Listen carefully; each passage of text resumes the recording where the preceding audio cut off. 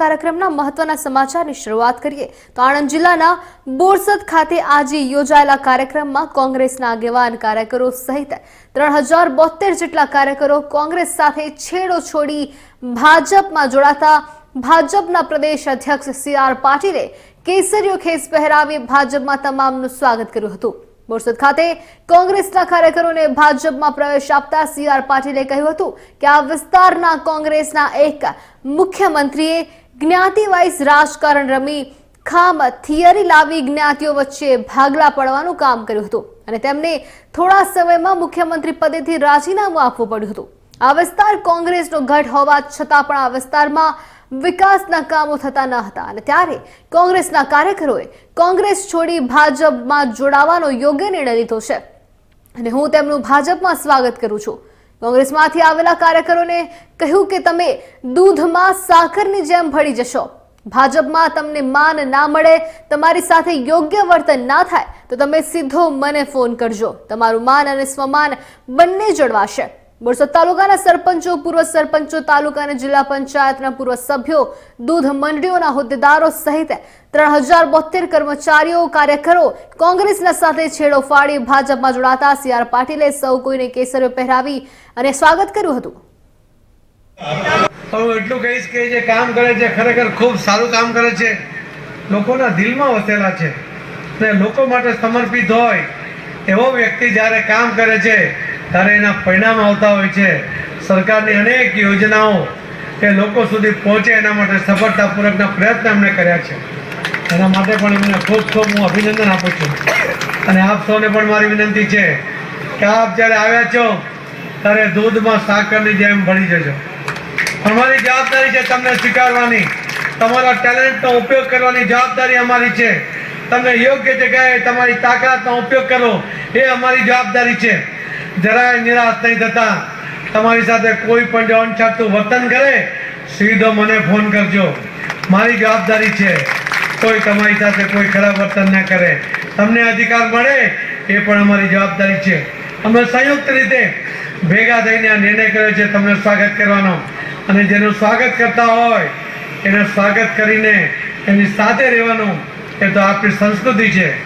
એટલે મિત્રો મારે આપ સૌને ફરીથી અભિનંદન આપીને કહેવું છે કે મોદી સાહેબના નિશ્રામાં આખા દેશમાં જ્યારે આખા દુનિયામાં આપ સૌએ જોયું છે, સવારથી જ આપ બધા સવારથી અહીંયા છો। આજે બોરસદના ઇતિહાસમાં પહેલીવાર આઝાદીના 75 વર્ષ પછી ભારતીય જનતા પાર્ટીના કાર્યકર્તા અને કોંગ્રેસના કાર્યકર્તા નો એક જે મનમેળ એક કરી અને આજે કોંગ્રેસના વર્ષો જૂના કાર્યકર્તાઓને ભારતીય જનતા પાર્ટીના આવકારનો આ પ્રસંગ હતો। અને વિશેષ કરીને હું જ્યારે 75 વર્ષ સુધી જે ભારતીય જનતા પાર્ટીના કાર્યકર્તાઓએ કોંગ્રેસ સામે સંઘર્ષ કર્યો, અનેક યાતનાઓ ભોગવી, અનેક પરિણામોમાં એમને મુશ્કેલીઓ પણ આવી, છતાં પણ એક અડગ કાર્યકર્તા તરીકે રહી અને જ્યારે જીત મળી ત્યારે ભારતીય જનતા પાર્ટીના કાર્યકર્તાએ મન મોટું કરી અને જેમણે વર્ષો સુધી સામે કામ કર્યું છે એવા એક પરિવાર ભાવનાથી સાથે લાવી ને આ ખૂબ મહત્વનું કાર્ય થયું છે। આજે 51 ગામ અને શહેરના 9 વોર્ડ માંથી કુલ 3172 જેટલા કોઈક કોંગ્રેસના પદાધિકારી છે, કોઈક ચૂંટાયેલા પ્રતિનિધિ છે, કોઈ સહકારના આગેવાન છે, કોઈ સામાજિક આગેવાન છે, કોઈ સંસ્થાઓ ચલાવનાર છે, કોઈ બૂથમાં એક નિષ્ઠાવાન કાર્યકર્તા એવા કાર્યકર્તાઓ પણ છે। અને ખૂબ આજે આ અવસર બોરસદના આંગણે થઈ રહ્યો છે ત્યારે હું ફરી એકવાર આ સમગ્ર વિસ્તારના સૌ ભારતીય જનતા પાર્ટીના કાર્યકર્તાઓ અને જેમણે આજે ભારતીય જનતા પાર્ટીમાં પ્રવેશ મેળવ્યો છે ત્યારે જે આદરણીય સી.આર. પાટીલ સાહેબે જે વાત કરી છે કે ભાઈ હવે આ પરિવાર છે તો પરિવારને સંભાળવાની જવાબદારી એ અમારા ચૂંટાયેલા અને સંગઠનના સૌની છે। અને સૌથી વધારે ફરી એકવાર હું જો કોઈને અભિનંદન આપીશ તો મારા ગામની અંદર બૂથમાં લડતો જે કાર્યકર્તા છે કે જેણે મન મોટું કરી અને ભારતીય જનતા પાર્ટીમાં આવકારવા માટે કોંગ્રેસના કાર્યકર્તાને જે સ્વીકૃતિ ભાવ આપ્યો એ જાહેર જીવનમાં ક્યારેય ના બને એવી મોટી ઘટના આજે જોવા મળી રહી છે. કદાચ પહેલીવાર ગુજરાતની અંદર પણ આવી એક ઘટના હશે કે સામૂહિક આટલા બધા કાર્યકર્તાઓને કોંગ્રેસમાંથી ભારતીય જનતા પાર્ટીનો જોડવાનો અવસર મળે, અને એ અવસર એવો છે કે જેમાં અમારા કાર્યકર્તાઓએ 264 બૂથ પૈકી 156 બૂથમાં આગળ હતા, જ્યાં જ્યાં સમાજ અમારી સાથે નહોતો એને પણ જોડ્યા, અને 108 બૂથ એવા હતા જ્યાં અમે પાછળ હતા એમાંથી વિશેષ સંખ્યામાં જોડી અને એ બૂથને આગામી સમયની અંદર જે આદરણીય CR પાટીલ સાહેબનો લોકસભાનો જીતવાનો જે સંકલ્પ છે કે દરેક લોકસભા સીટ એ 5 લાખથી વધારે મત જીતાય, અને એવો અમારા સૌ સંગઠનના સાથીદારો, સૌ ચૂંટાયેલા પ્રતિનિધિઓ, સૌ કાર્યકર્તાઓએ અને જામી અનામી સૌએ ખૂબ મોટો સહયોગ આપી અને આ કાર્યક્રમને સફળ બનાવ્યો છે. એટલે બોરસદની તમામ જનતા, તમામ આગેવાનો, તમામ પાર્ટીના હોદ્દેદારોનો સહૃદય ખૂબ ખૂબ આભાર પણ વ્યક્ત કરું છું. આણંદ એસીબીની ટીમ આણંદ બોરસદ રોડ પર આવેલ રાજન ગેસ સર્વિસ સ્ટેશન પાસે અરજદારને રેશન કાર્ડમાં અનાજનો સિક્કા માટે ₹12,000ની લાંચ, કહી શકાય 12,000 થી 1200 રૂપિયાની લાંચ લેતા આણંદ જિલ્લા પંચાયતના કોમ્પ્યુટર ઓપરેટરને ઝડપી પાડી ગુનો નોંધી વધુ તપાસ હાથ ધરી છે.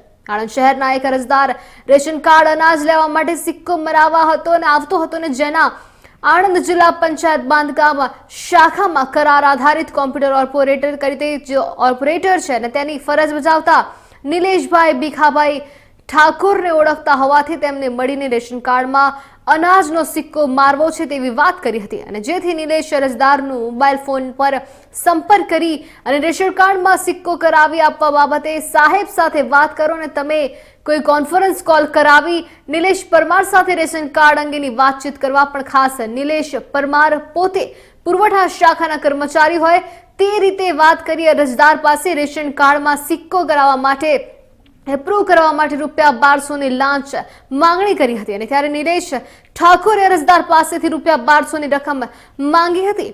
અરજદાર લાંચ આપવા માંગતા ન હતા, અને ત્યારે આણંદ એસીબી પોસ્ટ ઓફિસે પણ ખાસ તેમને તઈને સંપર્ક કરીને ખાસ વાત કરી હતી, અને જેથી એસીબી પોલીસે પણ ઇન્સ્પેક્ટર અને તેમની ટીમ સાથે લાંચનું છટકું ગોઠવ્યું હતું. અરજદારને નિલેશ ઠાકોરનો સંપર્ક કરી નાણાં આપવાનું જણાવતા તેઓએ રાજન ગેસ સર્વિસ સ્ટેશન પર અરજદારને બોલાવ્યો હતો, અને જેથી અરજદારે રાજન ગેસ સર્વિસ સ્ટેશન જઈને નિલેશ ઠાકોરને ₹1200 આપતી વખતે એસીબીને તેને ઝડપી પાડ્યો હતો, તેમજ વચેટિયા નિલેશ પરમારનો પણ આમાં ન આવ્યો અને તેની પાસે તપાસ કરવા છતાં પણ મળી આવી નથી, અને તેના કારણે એસીબીએ પણ બંને વિરુદ્ધ લાંચનો ગુનો દાખલ કરી તપાસ હાથ ધરી છે. જે પ્રકારના આપ ટીવી સ્ક્રીન પર દ્રશ્યો જોઈ રહ્યા છો એ જ વ્યક્તિ છે જેને ₹1200ની લાંચ માંગી હતી, સિક્કો કરી આપવાના બાબતે લાંચ માંગી હતી. સમગ્ર ઘટનાની વાત કરીએ તો આણંદ એસીબીની ટીમે આણંદ બોરસદ રોડ પર આવેલ રાજન ગેસ સર્વિસ સ્ટેશન પાસે અરજદારને રેશન કાર્ડમાં અનાજનો સિક્કા માટે ₹1200ની લાંચ લેતા આણંદ જિલ્લા પંચાયતના કોમ્પ્યુટર ઓપરેટરે ઝડપી પાડી ગુનો નોંધી વધુ તપાસ હાથ ધરી છે. આણંદ શહેરના એક અરજદાર રેશન કાર્ડ અનાજ લેવા માટે સિક્કો મારવો હતો, તેથી જાણ જિલ્લા પંચાયતમાં બાંધકામ શાખાના કરાર આધારિત કોમ્પ્યુટર ઓપરેટર તરીકે ફરજ બજાવતા નિલેશભાઈ ભીખાભાઈ ઠાકોરને ઓળખતા હોવાથી તેમને મળી રાશન કાર્ડમાં અનાજનો સિક્કો મારવાનું અને વાતચીત કરી હતી, અને ત્યારે તેમણે આ સમગ્ર બાબતે ₹1200ની લાંચ માંગી હતી. નિલેશ ઠાકોરે પણ અરજદાર પાસેથી ₹1200ની માંગણી કરી હતી. અરજદાર લાંચ આપવા માંગતા ન હતા, અને ત્યારે આણંદ એસીબી પોસ્ટે પણ ખાસ વાત કરીએ તો આ સંપર્ક કરીને પોલીસ સ્ટેશને જઈ આણંદ એસીબી પોલીસ ઇન્સ્પેક્ટર અને તેમની ટીમે આ લાંચનું છટકું ગોઠવ્યું હતું. અરજદાર નિલેશ ઠાકોરને સંપર્ક કરી નાણાં આપવાનું જણાવી તેમણે રાજન ગેસ સર્વિસ સ્ટેશન પર અરજદારને બોલાવ્યો હતો, અને જેથી અરજદારે રાજન ગેસ સર્વિસ સ્ટેશન જઈ નિલેશ ઠાકોરને ₹1200ની આપતી વખતે લાંચ આપતી વખતે એસીબીને તેની ઝડપી પાડ્યો હતો, અને તેથી જ વચેટિયા નિલેશ પરમારને બોલાવ્યો પણ આવ્યો ન હતો, અને તેની તપાસ કરવા છતાં પણ સામે માહિતી નથી આવી, અને જેથી જેસીબીએ બંને વિરુદ્ધ લાંચનો ગુનો દાખલ કરી તપાસ હાથ ધરી છે.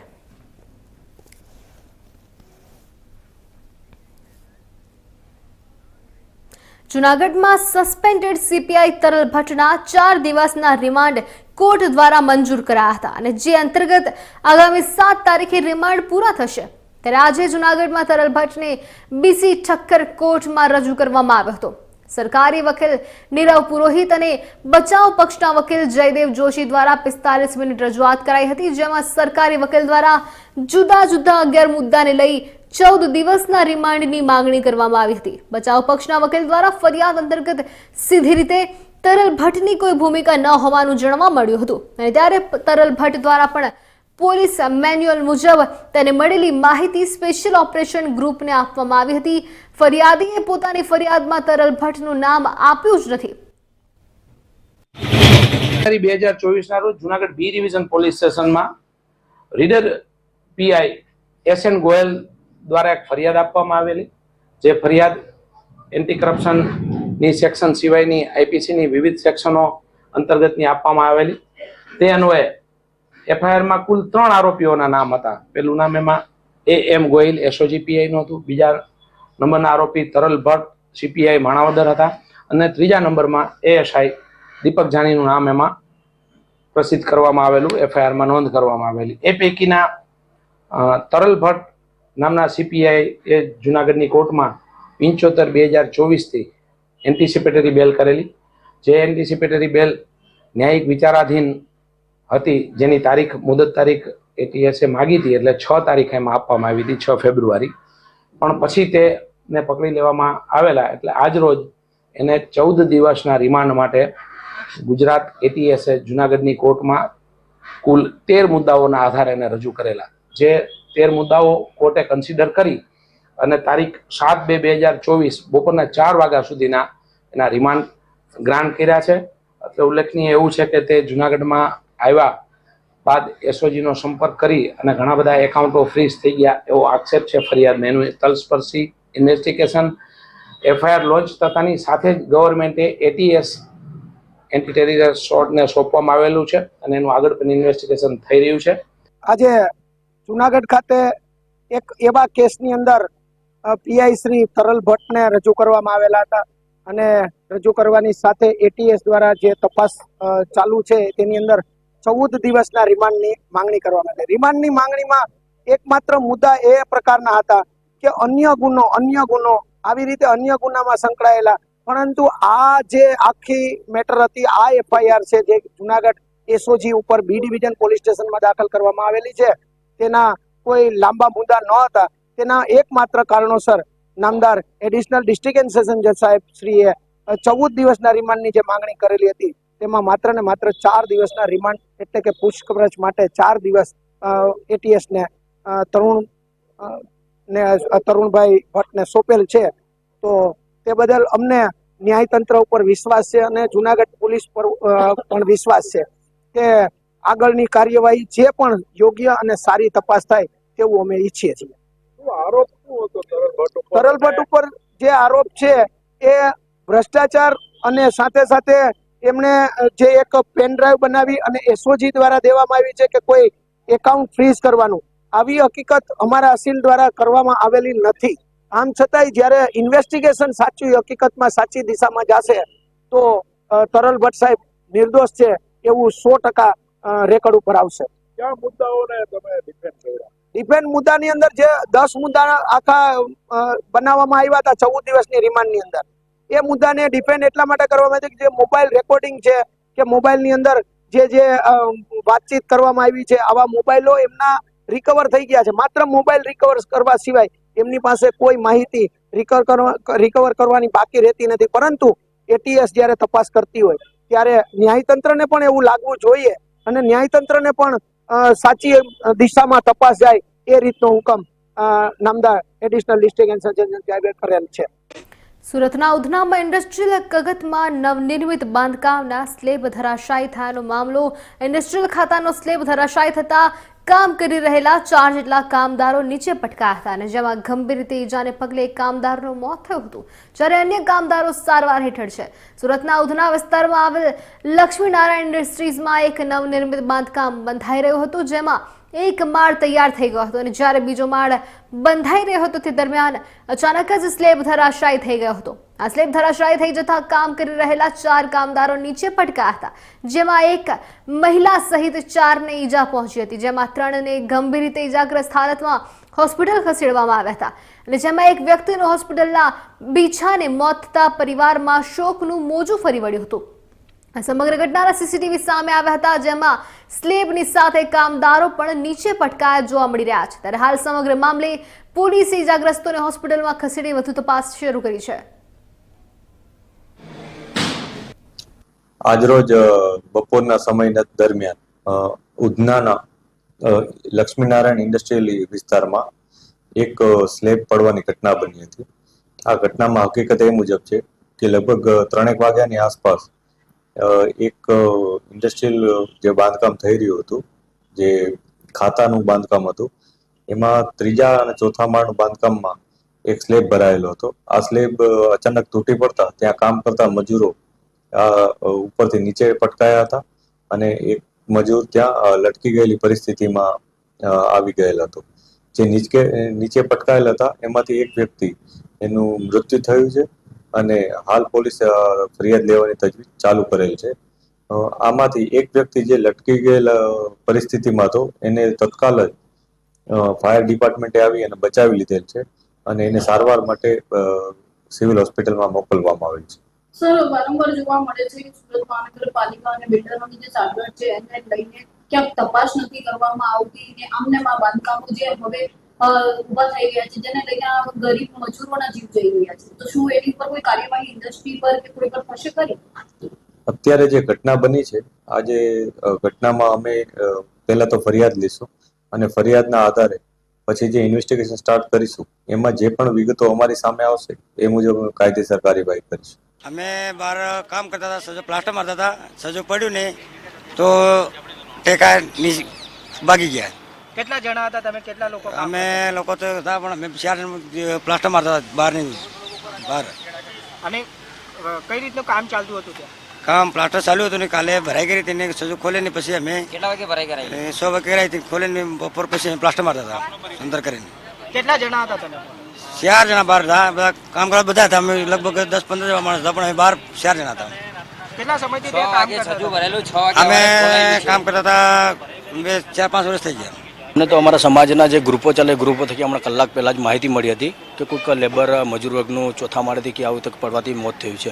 એટલે અમારા સામાજિક કાર્યકર્તા સિવિલ હોસ્પિટલ આવી પહોંચ્યા હતા અને જ્યારે ઉપસ્થિતિમાં અહીં જાણવા મળ્યું હતું કે જે પીઆરસી પાંડેસરા કે ઉધના વિસ્તારમાં લક્ષ્મીનારાયણ જે ઇન્ડસ્ટ્રીયલ બની રહ્યું છે એમાં જે બનાવ બનતા 4 લેબરો જો કંઈ પડવાથી 2 લેબરો ઇન્જર્ડ છે, હાલ સિવિલ હોસ્પિટલમાં અહીંયા બેઠા છે અને એક લેબરનું જ્યાં મૃત્યુ થયું છે જેમનું નામ ચંદુભાઈ ચમનાભાઈ સંગાડા છે અને એક લેબર ઇન્જર્ડ છે જે હાલ સિવિલ હોસ્પિટલમાં સારવારથી દાખલ છે। અહીં આ સિવિલમાં અમે પહોંચ્યા ત્યારે જે અહીંયા જાણવા મળ્યું છે કે અહીંયા જે પણ ઇન્ડસ્ટ્રીયલનું જે કામ ચાલી રહ્યું ત્યાંના કોઈ કોન્ટ્રાક્ટર સાઇડ સુપરવાઇઝર કે એમની કોઈ અહીંયા કોઈ છે જ નથી, મતલબ કે એમને આવ્યું કે અહીંયા ડાયરેક્ટ જે તે સાઈડ ઉપર કામ કરતા હતા એ સાઈડને પૂરેપૂરી લગભગ બેદરકારી હશે, સાઈડ સુપરવાઇઝરની બેદરકારી હશે કાં તો એમના કોન્ટ્રાક્ટરની બેદરકારી હશે। એટલે આજે આ લેબરો જે મૃત્યુ પામે છે એમના પરિવારને રજળતા મૂકીને સિવિલમાંથી એ લોકો ત્યાંથી જ જગ્યા પરથી નાસી છૂટ્યા છે।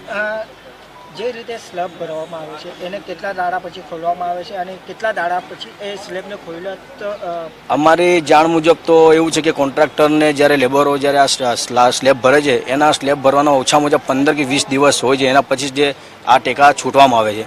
પણ આ એમની પૂરેપૂરી બેદરકારી છે તો એ પરિવારને ત્યાંથી રજળતા મૂકીને આવે અને અમારા સમાજની એક જ માંગણી છે કે જ્યારે આ લેબર વર્ગ એક મૃત્યુ થયું છે એમના પરિવારને જ્યાં સુધી પૂરેપૂરો ન્યાય નહીં મળશે ત્યાં સુધી અમારા સામાજિક કાર્યકર્તા સમાજના દરેક આગેવાનો અહીંયાથી ખસવાના નથી અને એમની ઉપર કાયદેસરની કાર્યવાહી પોલીસ જે તે વિસ્તારનું હદ પોલીસ સ્ટેશન લાગતું એ કાયદેસરની કાર્યવાહી ના કરે, સાઇડ સુપરવાઇઝર અને કોન્ટ્રાક્ટરથી લઈને જે પણ બીઆરસી લક્ષ્મીનારાયણ ઇન્ડસ્ટ્રીયલ જો બને સાઇડ બનાવે એમના વિરુદ્ધમાં અમે કાયદેસરના પગલાં લેશું, ત્યાં સુધી અમે જંપીશું નહીં અહીંયાથી।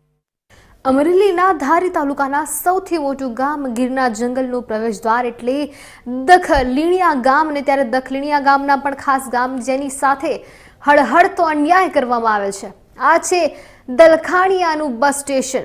એક સમય હતો કે જ્યારે દલખાણીયા ગામના બસ સ્ટેશન ખાતે એસટી બસોની અવરજવર શરૂ રહેતી હતી. કોડીનાર, અમરેલી, વેરાવળ, અમરેલી, સાવરકુંડલા, કનકાઈ સહિતના રૂટની 12 જેટલી બસોને બંધ કરી દેવામાં આવી છે. વિકાસશીલ ગુજરાતના દલખાણીયા ગામની સાથે ગુજરાત સરકાર એસટી નિગમનો હળહળતો અન્યાય કરી રહેલ છે. સામાન્ય નાગરિકો, મુસાફરો, જનતા અન્યાયના કારણે અવગડતા અનુભવી રહી છે, નુકસાન પણ ઉઠાવી રહી છે. અને ત્યારે એક સમયે દલખાણીયાના બસ સ્ટેશન ખાતે 12 જેટલી એસટી બસો 5-15 મિનિટ માટે રોકાણ કરતી હતી. દલખાણીયાના પ્રખ્યાત પેડા અને મીઠાઈની ખરીદી મુસાફરો કરતા હતા. પહેલા અહીંયા લગભગ 12 બસો ચાલતી હતી. ચાલુ રાખો. હા, 12 બસો ચાલતી હતી અને અત્યારે એક પણ બસ માંડ હાલતી જ નથી બિલકુલ. અને કોડીના રોડ તો સાવ બંધ છે. અને જે દલખાણીયા ગામથી ધારી બાજુનો રોડ છે એ સાવ પૂરો થઈ ગયેલો છે. જેને સરકાર કોઈને કાયમ રજૂઆત કરવા ધ્યાન દોરતા નથી. અમે કાયમ ભાજપવાળા જે નેતાઓની મિટિંગમાં બેસીએ છીએ અને રજૂઆત કરીએ છીએ, પણ કોઈ ધ્યાને આ વાત દોરતું નથી રોડની. અને બીપીના અને બ્લડ પ્રેશરના કેસવાળા જે રિક્ષાઓમાં બેસે છે એનું બીપી વધી જાય છે, કોઈને હુમલા આવી જાય છે અને એક્સિડન્ટની સંભાવના રહે છે. અને અમારે અમરેલી કોડીનાર 33 નંબરનો હાઈવે ગણાય, છતાં 10થી 15 બસો હાલતી હતી. અત્યારે જવા માટે, કોડીનાર જવા માટે એકય બસની સુવિધા નથી, તેમ અમરેલી જવા માટે એક સુવિધા નથી.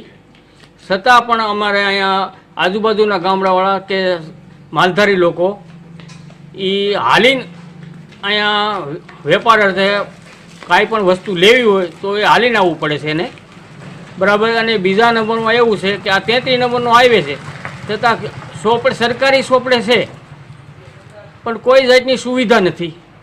તો અમારી માટે શું કરવાનું? અમારે આ બસ સ્ટેન્ડ હતું એ હાવ બસ સ્ટેન્ડ પડી ભાંગ્યું છે.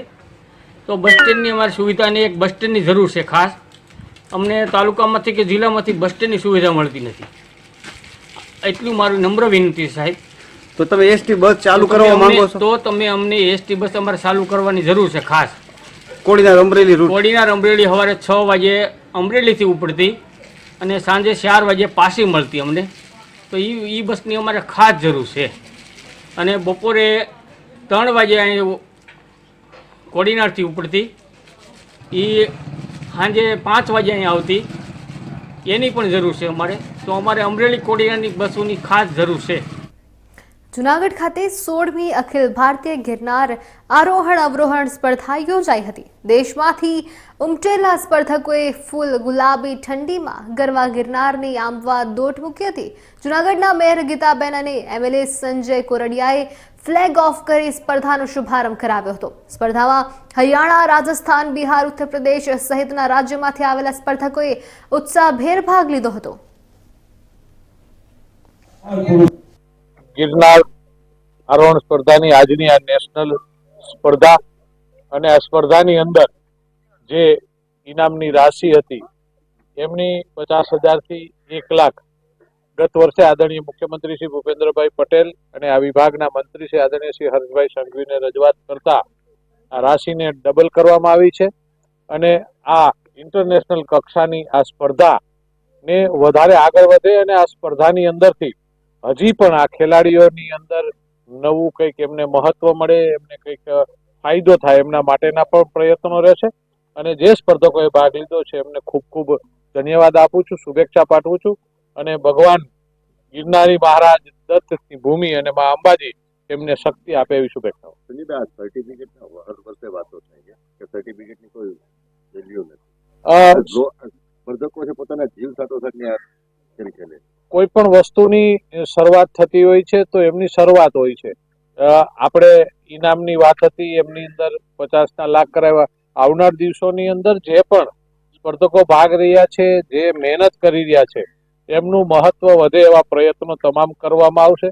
અને પ્રયત્નોથી ક્યારેય હારી નથી જવાતું, પ્રયત્ન કરતા રહેશું તો એમની જીત મળવાની વાતો થાય. વાત આપણી 1 વર્ષની હતી ને 1 વર્ષની અંદર ઇનામ વધારી દીધું છે, એટલે સમય જવાનો નથી, પણ એ વસ્તુ આની અંદર આવી જશે આવનાર દિવસોની અંદર. और मैं यहाँ, ये मेरा 4था साल है जो मैं यहाँ गिरनार का पर्वतारोहण जो होता है रोहन आरोहण वो कंपटीशन में खेलने आया हूँ। इससे पहले ही मैंने खेला और इस बार तो फतह करके जाना है। क्या कहना चाहेंगे इस स्पर्धा के बारे में, खास करके कैसे? सर यहाँ पे जैसे कि यहाँ पे चार टीम होती है, एक जूनियर बॉयज टीम, एक सीनियर बॉयज टीम, एक जूनियर गर्ल्स टीम, एक सीनियर गर्ल्स टीम। तो हमारे जो जूनियर बॉयज टीम है और सीनियर बॉयज टीम है उनके लिए है कि 5500 सीढ़ी है जो कि अंबाजी के मंदिर तक है, वहाँ तक जाना है और फिर वहाँ से बैक आना है। वहाँ पे भी मीटर रीडिंग लगा, वहाँ पे स्टैंप लगता है, वहाँ से स्टैंप लगा के अंडर 90 मिनट्स नीचे आना है। और सीनियर गर्ल्स के लिए 2200 सीढ़ी है, उनको 2200 सीढ़ी तक जाना है, वहाँ से स्टैंप लगा के नीचे आना है।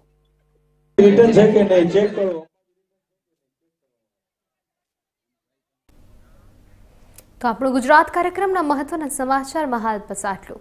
વધુ સમાચાર માટે જોતા રહો ઇન્ડિયા ન્યૂઝ ગુજરાત, ગુજરાતની ધડકન. નમસ્કાર.